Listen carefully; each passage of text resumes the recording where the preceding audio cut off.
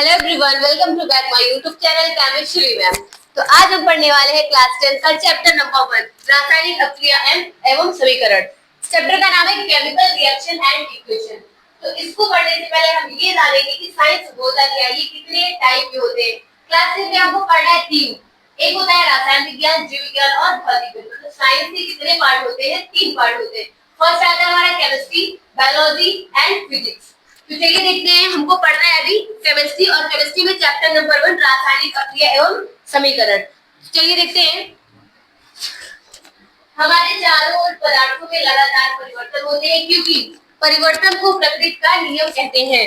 तो हम इसके पहले हमने पढ़ा कि परिवर्तन कितने प्रकार के होते हैं? 2 प्रकार के। फर्स्ट आता है क्या? Physical changing. सेकंड था हमारा केमिकल चेंजिंग। तो पहला क्या है? Physical changing. फिजिकल चेंजिंग मतलब भौतिक परिवर्तन। भौतिक परिवर्तन किसे कहते हैं? तो जब किसी पदार्थ के, ध्यान से सुनिएगा, जब किसी पदार्थ की केवल भौतिक गुणों में परिवर्तन होता है और कोई नया पदार्थ नहीं बनता है, उसे क्या कहते हैं?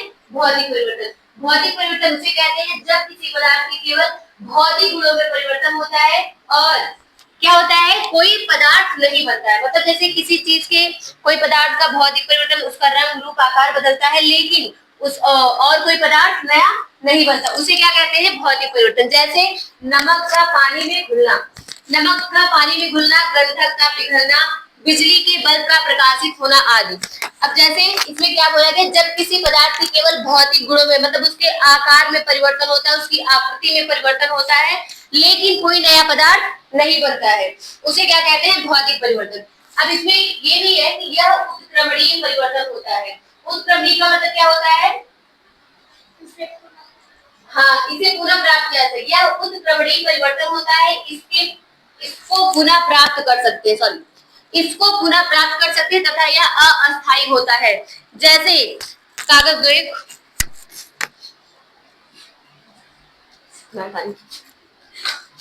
जैसे एक कागज है और इस कागज को ये पूरा मोड़ दिए, मोड़ने के बाद इसको फिर से अगर हम चेंज करना चाहें तो क्या ये अपनी मूल अवस्था में आ सकता है?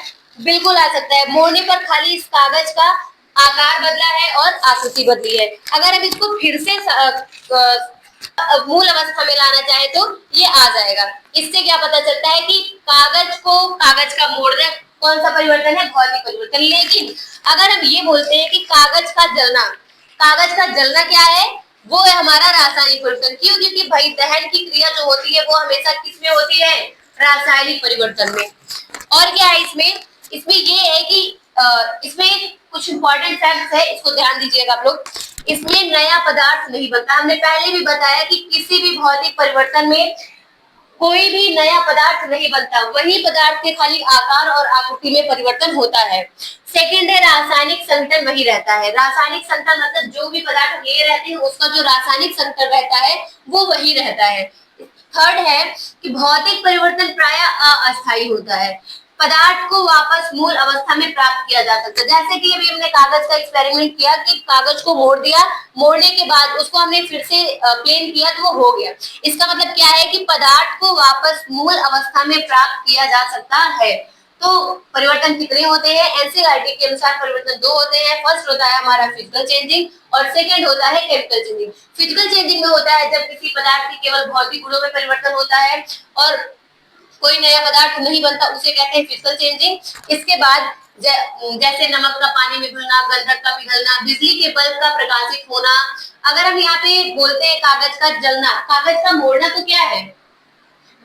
कागज का मोड़ना क्या है? भौतिक परिवर्तन। लेकिन कागज का जलना क्या है? रासायनिक परिवर्तन। यह उत्क्रमणीय परिवर्तन होता है, इसको पुनः प्राप्त कर सकते हैं और यह अस्थायी होता है। हमने पहले ही बताया कि इसको हम पुनः प्राप्त कर सकते हैं, इसको पुनः उसकी अवस्था में ला सकते हैं। इसमें नया पदार्थ नहीं बनता है, रासायनिक संतुलन वही रहता है, भौतिक परिवर्तन प्रायः अस्थायी होता है, पदार्थ को वापस मूल अवस्था में प्राप्त किया जा सकता है।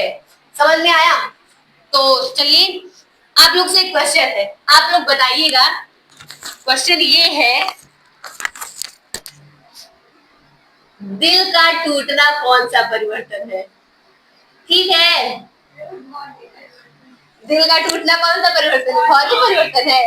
चलो, कैसे भौतिक परिवर्तन इसको सिद्ध करना है बताना। ठीक है, फिजिकल परिवर्तन हमने पढ़ लिया है। इसके बाद हमारा आता है केमिकल परिवर्तन, सॉरी केमिकल चेंजेस।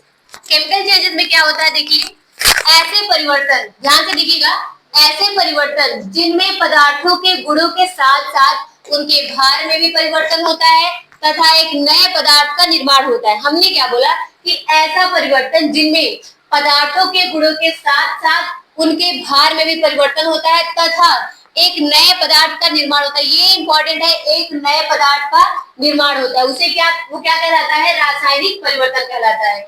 रासायनिक परिवर्तन में हमेशा एक नए पदार्थ का निर्माण होता है, याद रखना इस लाइन को। जैसे क्या हुआ, मैग्नीशियम का जलना, लोहे में जंग लगना, दूध का दही बनना, कागज का जलना। अब मैग्नीशियम का जलना, जैसे मैग्नीशियम को जब ऑक्सीजन की उपस्थिति में गर्म किया जाता है या फिर उसका दहन किया जाता है तो हमको एक नया पदार्थ मिलता है जिसका नाम होता है मैग्नीशियम ऑक्साइड। समझ में आया। अब जैसे दूसरा है लोहे में जंग लगना। अब लोहे में जंग लगने का क्या मतलब है कि अगर हम किसी भी लोहे की कील को या लोहे की कोई भी लोहे का पदार्थ हो उसको अगर हम पानी में डाल देते हैं कुछ दिन के लिए, तो पानी में डालने के बाद कुछ टाइम बाद देखेंगे आप लोग उसका क्षय होने लगता है, लोहे का क्षय होने लगता है। इसका मतलब क्या है वहां पे कि लोहे में जंग लगना, वही जो क्षय होता है, क्षय होने के बाद जो पदार्थ नया बनता है उसी को बोलते हैं लोहे में जंग लगना। समझ में आया।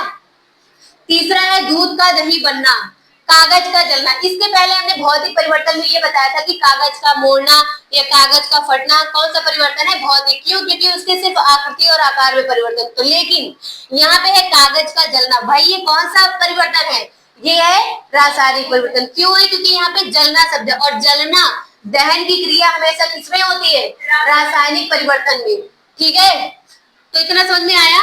अब हमारा यही से स्टार्ट होता है रासायनिक अपक्रिया एवं समीकरण। तो सबसे पहला जो टॉपिक है हमारा रासायनिक अपक्रिया। रासायनिक अपक्रिया होता क्या है, हमें रासायनिक अपक्रिया करनी क्यों चाहिए, रासायनिक अपक्रिया के महत्व क्या है, चलिए सब देखते हैं। सबसे पहले क्या पढ़ेंगे हम, रासायनिक अपक्रिया होता क्या है। तो रासायनिक अपक्रिया क्या होता है, चलिए देखिए।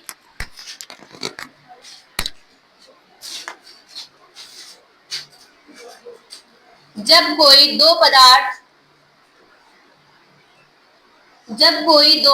ध्यान से देखिए, जब कोई दो पदार्थ परस्पर क्रिया करके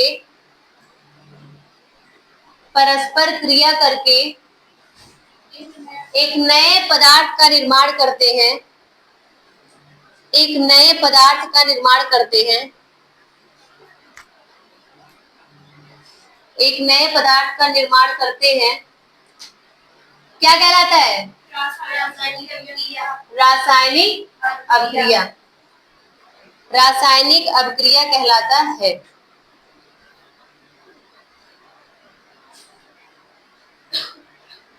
हमने बोला कि जब कोई दो पदार्थ, दो या दो से अधिक पदार्थ भी हो सकते हैं, जब कोई दो या दो से अधिक पदार्थ परस्पर क्रिया करके एक नए पदार्थ का निर्माण करता है उसे क्या कहते हैं, रासायनिक अपक्रिया। अब रासायनिक अपक्रिया करने के लिए हमें कुछ चीजें की आवश्यकता होती है, कुछ चीज नहीं, जैसे कुछ पदार्थों की। जैसे हमारा कोई रासायनिक अपक्रिया लिखते हैं, जैसे हम ये मैग्नीशियम का जलना वाला एग्जांपल ले लेते हैं, जैसे Mg प्लस O2 बनेगा क्या हमारा, MgO। अब यहाँ पे मैग्नीशियम लिया है और ऑक्सीजन लिया है, जब इसका हम दहन करते हैं, दहन करने के बाद हमें क्या मिल रहा है, मैग्नीशियम ऑक्साइड। अब ध्यान से देखो कि यहाँ पे Mg प्लस O2 तब जाके बना है मैग्नीशियम ऑक्साइड। हमने, हमारा जो डेफिनेशन क्या कहता है कि जब कोई दो पदार्थ, ध्यान से सुनना, जब कोई दो पदार्थ परस्पर क्रिया करके, जब कोई दो पदार्थ परस्पर क्रिया करके नए पदार्थ का निर्माण करता है उसे क्या कहलाती है, रासायनिक अपक्रिया। अब देखो ये जो अपक्रिया कराए हैं हम, अपक्रिया के बाएं साइड में जो पदार्थ हमने लिया है मैग्नीशियम और ऑक्सीजन, ये क्या है हमारे, बोलो, ये है हमारे अभिकारक। और अपक्रिया के फलस्वरूप क्या बन रहा है, उत्पाद। समझ में आया। और यहाँ पे जो दहन लिखा गया ये होता है उत्प्रेरक। तो हम ये जानेंगे भाई अभिकारक क्या होता है। हमको यहाँ पे लिखना चाहिए था कि जब कोई दो पदार्थ, दो या दो से अधिक पदार्थ परस्पर क्रिया करके एक नया पदार्थ मतलब उत्पाद। समझ में आया। जब कोई दो या दो से अधिक पदार्थ परस्पर क्रिया करके एक नए पदार्थ, मतलब जो जब दो या दो से अधिक अभिकारक आपस में क्रिया करके एक नए उत्पाद का निर्माण करते हैं तो वो क्या होता है? रासायनिक अपक्रिया। रासायनिक अपक्रिया होता है। जैसे Mg plus O2 is equal to MgO। Mg क्या है यहाँ पे? मैग्नीशियम। ऑक्सीजन क्या है? सॉरी, O2 क्या है? ऑक्सीजन। बन क्या रहा है? MgO। चलो इसको बैलेंस कर लेते हैं। यहाँ पे कितने Mg हैं? एक। यहाँ पे एक। यहाँ पे ऑक्सीजन कितना है? दो। यहाँ पे दो है। बैलेंस हो गया? चलिए चलिए कोई एक रिएक्शन बोलिए। हाँ बोलो। हाँ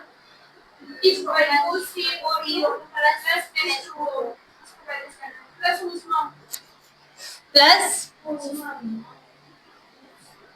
चलिए हमने एक रिएक्शन लिखा है और ये रिएक्शन क्या है कि मेथेन का ऑक्सीजन के साथ दहन किया जा रहा है। ठीक है, जब हम मेथेन का ऑक्सीजन के साथ दहन करेंगे तो हमको मिलेगा क्या?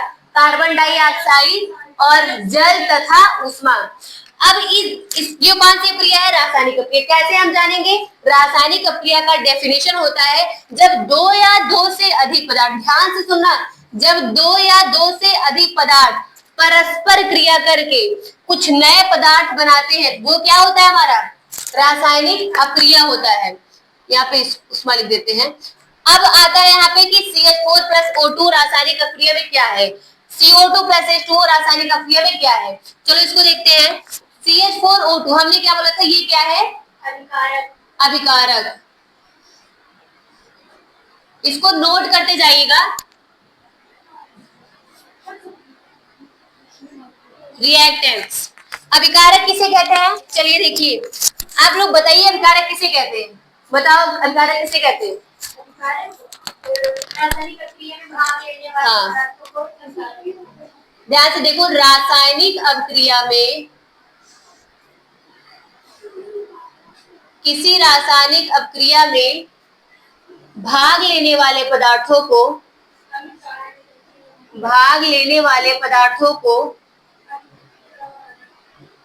क्या कहते हैं? अभिकारक। अभिकारक। अभिकारक कहते हैं। जैसे इधर देखो, अब CH4 प्लस O2 ये रासायनिक अभिक्रिया में भाग ले रहा है तो ये यहाँ पे क्या हुआ? अभिकारक। ये क्या है? अभिकारक। ठीक है, उसके बाद अब ये जो बन रहा है ये क्या है? उत्पाद। चलो इसको भी देखते हैं। अभिकारक के बाद क्या आता है हमारा? उत्पाद। इसको बोलते हैं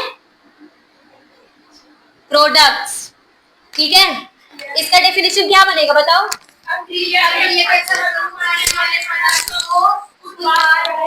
हाँ, किसी भी रासायनिक अभिक्रिया के फलस्वरूप, ध्यान से देखना, रासायनिक अभिक्रिया के फलस्वरूप, फलस्वरूप मतलब बाद में, रासायनिक अभिक्रिया के फलस्वरूप बनने वाले पदार्थ को क्या कहते हैं? उत्पाद। उत्पाद कहते हैं।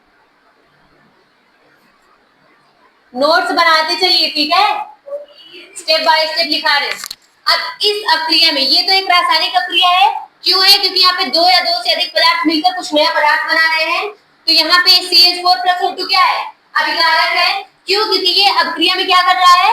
भाग ले रहा है, और भाग लेके परस्पर अभिक्रिया करके कुछ उत्पाद बना रहा है। तो हमारा उत्पाद क्या है? ये क्या है? उत्पाद। समझ में आया? अब ये जो बीच में उष्मा दिखाई दे रहा है ये क्या चीज है? चलो इसको देखते हैं। ये है हमारा उत्प्रेरक। उत्प्रेरक, इसको बोलते हैं कैटलिस्ट।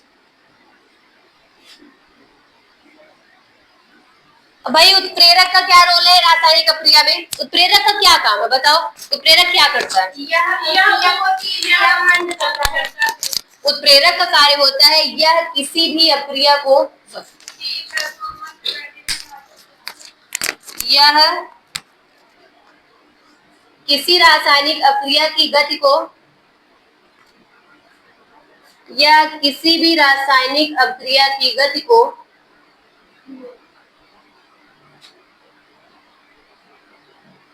धीमी या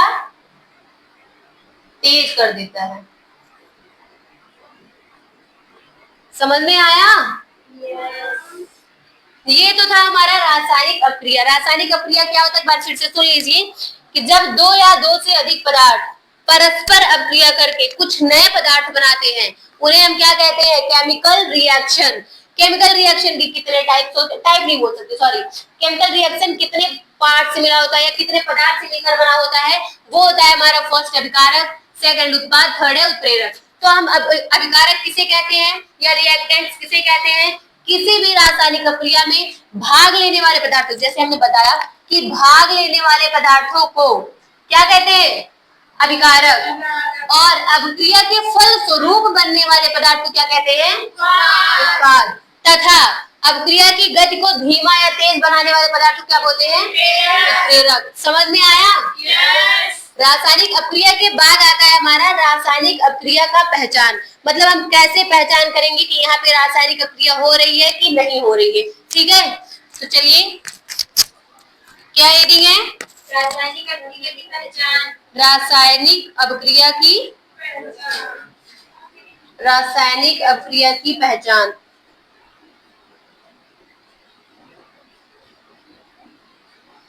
चलो देखो इसको,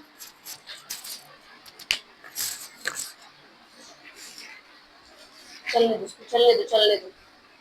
आइडेंटिफिकेशन ऑफ केमिकल रिएक्शन, इसको बोलते हैं आइडेंटिफिकेशन ऑफ केमिकल रिएक्शन। देखिए इंग्लिश जानना भाई बहुत जरूरी है, आगे इंग्लिश ही मिलेगा, हिंदी देखने को मिलेगा नहीं, तो इंग्लिश जानते रहिएगा। ठीक है, अभिकारक, उत्पाद तथा उत्प्रेरक के बाद जो हमारा हेडिंग आता है वो है रासायनिक अभिक्रिया की पहचान। मतलब हम किसी भी रासायनिक अभिक्रिया की पहचान को कैसे करेंगे कि यहाँ पे रासायनिक अभिक्रिया हुई है कि नहीं हुई है। तो देखते हैं हम, सबसे पहला हमारा आता है अवस्था में परिवर्तन। अवस्था में परिवर्तन करके हम किसी भी रासायनिक अभिक्रिया की पहचान कर सकते हैं। जैसे यहाँ पे हमने क्या बोला, लोहे में जंग लगना, है ना, लोहे में जंग लगना बताया था कि हमने एक कील को पानी में डुबोकर कई दिनों तक रख देते हैं, तो जो कील होता है उसका धीरे धीरे उसमें क्षरण होने लगता है, और कील का जब क्षरण होता है तो उसकी अवस्था में परिवर्तन होने लगता है, वो कमजोर हो जाती है, या फिर उसके बाद छोटे छोटे भूरे कलर के अवशेष पदार्थ बचते हैं जिसको क्या बोलते हैं, जंग। तो इसका कहने का मतलब ये है कि अवस्था में परिवर्तन, पदार्थ की अगर अवस्था में परिवर्तन हो रहा है तो वहां पे कौन सी क्रिया हो रही है, रासायनिक। सेकेंड आता है ताप में परिवर्तन। उसके बाद है रंग में परिवर्तन। कोई भी अभिक्रिया कराने पर अगर उसके रंग में परिवर्तन हो रहा है तो वहां पे कौन सा परिवर्तन है, सॉरी, तो वो कौन सी अभिक्रिया है, रासायनिक अभिक्रिया। उसके बाद है गैस का निकलना। गैस का, जैसे एक एग्जांपल हम दे रहे, गैस का निकलना, ये जिंक का प्रतीक जानते हो, क्या होता है, Zn plus H2SO4 is equal to ZnSO4 plus H2। ध्यान से देखो, दानेदार जिंक की जब किसी सॉरी दानेदार जिंक के ऊपर जब सल्फ्यूरिक अम्ल की अभिक्रिया कराई जाती है, सल्फ्यूरिक अम्ल डाला जाता है, तो यहाँ पे जिंक सल्फेट बनता है और क्या निकलता है, हाइड्रोजन गैस। तो किसी भी अभिक्रिया में अगर गैस निकल रही है तो वहां पे कौन सा अभिक्रिया है, रासायनिक अभिक्रिया। समझ में आया? तो रासायनिक अभिक्रिया की पहचान हम कैसे करेंगे, अगर हम किसी पदार्थ, किसी अभिक्रिया की अवस्था में परिवर्तन हो रहा है, ताप में परिवर्तन हो रहा है, रंग में परिवर्तन हो रहा है, या गैस में परिवर्तन हो रहा है। समझ में आया? अब इसके सॉरी, रासायनिक अभिक्रिया क्या है, रासायनिक अभिक्रिया में कौन कौन से कंपोनेंट्स होते हैं, रासायनिक अभिक्रिया की पहचान कैसे करते हैं, इतना तो क्लियर हुआ ना? yes. इसके बाद हम क्या पढ़ेंगे, केमिकल इक्वेशन यानी रासायनिक समीकरण। तो आज के लिए बस इतना ही।